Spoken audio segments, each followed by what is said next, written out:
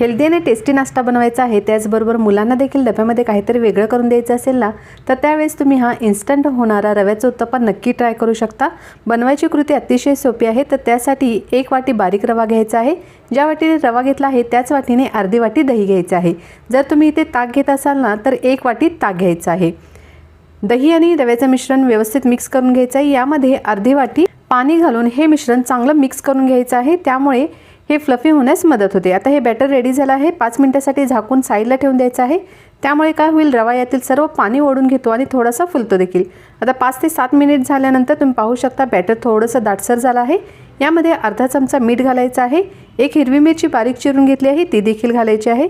मीठ आणि मिरची घातल्यानंतर व्यवस्थित मिक्स करून घेऊ। उत्तप्पा चांगला स्पॉन्जी होण्यासाठी यामध्ये पाव चमचा खाण्याचा सोडा घालायचा आहे आणि बॅटर आणखी एकदा व्यवस्थित मिक्स करून घ्यायचं आहे। बॅटर व्यवस्थित मिक्स केल्यानंतर साईडला ठेवून देऊ। आता त्याचबरोबर इथे 1 मोठा कांदा, 1 टोमॅटो, 2 हिरवी मिरची आणि कोथिंबीर सर्व बारीक चिरून घेतले आहेत, ते एका बाउलमध्ये काढून घ्यायचे आहेत। बाउलमध्ये काढल्यानंतर यामध्ये फक्त पाव चमचा मीठ घालायचं आहे। मीठ घातल्यानंतर हे मिक्स करून घेऊ, कारण याचं स्टफिंग आपण उत्तप्पावरती करणार आहोत।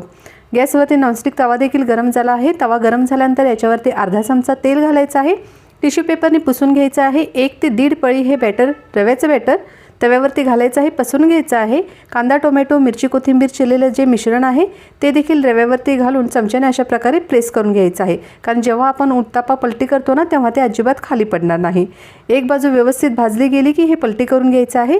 गॅस मध्यम आचेवरती ठेवून दोन्ही साईडने छान असं भाजून घ्यायचं आहे आणि तुम्ही पाहू शकता अगदी कमी वेळात टेस्टला बेस्ट असा हा रव्याचा उत्तप्पा तयार होतो।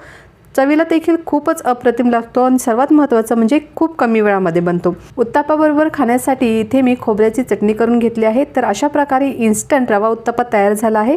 चवीला खूपच छान होतो आणि सर्वात महत्त्वाचं म्हणजे फर्मेंट केलेल्या बॅटरचा जसा उत्तप्पा बनतो ना, अगदी परफेक्ट तशाच चवीचा हा उत्तप्पा बनून रेडी होतो।